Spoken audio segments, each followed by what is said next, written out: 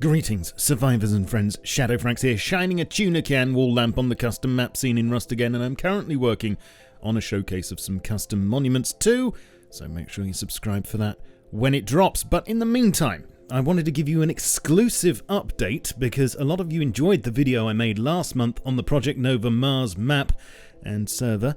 And if you haven't seen that, then check out the link on screen now. It seems the creators of that one weren't satisfied with their conquest of the Red Planet though, and have decided to stamp their mark on the moon now as well. And that's what I'm going to be showing you today, as well as a rather interesting new plugin they've developed for it. And before you ask, no, this isn't a sponsored video. I'm currently covering lots of custom Rust stuff.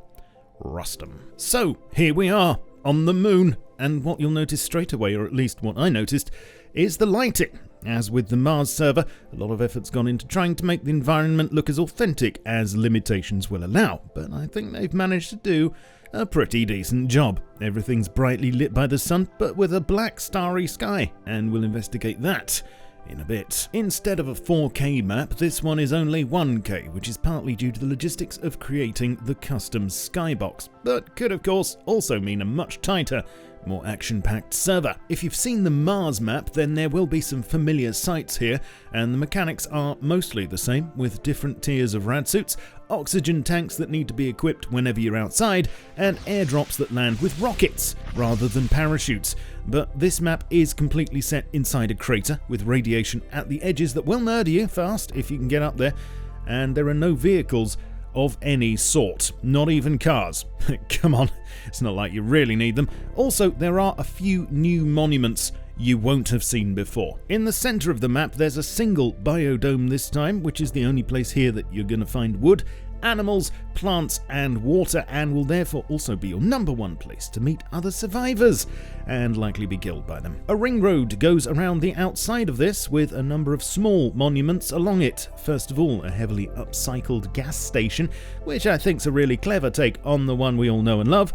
It's just familiar enough to feel like home, but has many extras bolted on, along with a control tower with a keycard door at the top, leading to some tasty loot. Next along the road is a warehouse, again upcycled to look more moony, and there are a few new custom junk piles as well to fit in with the moon theme, such as this one, although that flag seems to be a couple of components short of a workbench.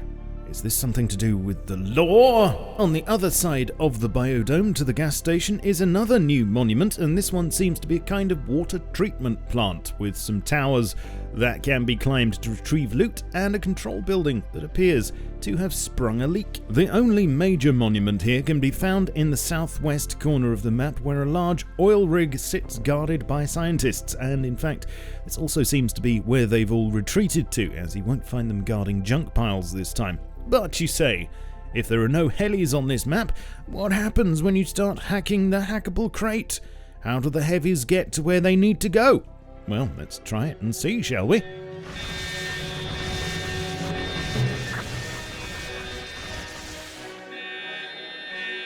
Now that's not just a good way round the no heli issue, but it's really impressive to watch, and I kind of wish they all did that. And here's where we come to the new plugin that you'll be able to use on this server. You may remember the discussion we had on the Mars video about jetpacks.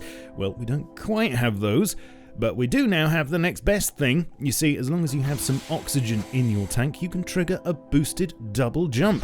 It's a little bit fiddly and quite temperamental, but I think I've got the hang of it now thanks to my patented mashing the spacebar as quickly as possible technique. Spacebar. Get it? Every time you manage to trigger the booster, you'll lose 120 oxygen, so be careful how much you use it, but it does mean that with determination, solo players can boost on top of small bases, and it's quite handy for climbing the odd rock as well. Just don't expect to be able to do anything super yet. Oh, and I believe they've now added this to the Mars server too. Now, I mentioned at the start that there's bright sun here, but with a black starry sky, which is a bit odd, and the creators of the map have been quite creative here, as on closer inspection what's actually achieving this is the addition of plain black prefabs surrounding the entire thing, which is one reason why the map's only 1K, and the stars are actually all just little white cubes. But of course you wouldn't really notice that from ground level. I also think they've done the best they can in the circumstances to make everything else feel quite moon-like, down to the colour of the sand and even little details such as a realistic crater under the lunar lander and all the shadows going in the same direction. NASA really needs to hire these chaps. I'm very glad to see the community being so creative with this stuff, and we have so many tools at our disposal now. Thanks, Facepunch.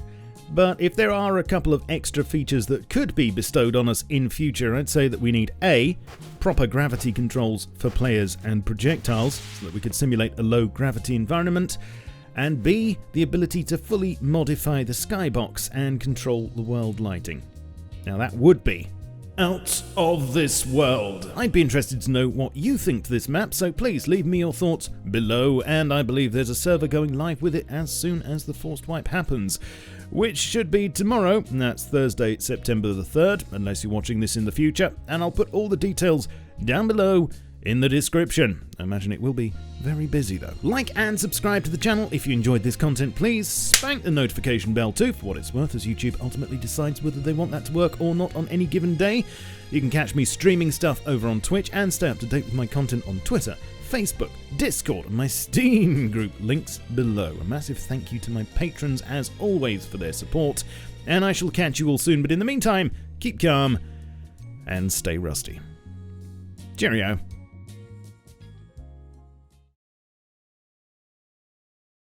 The law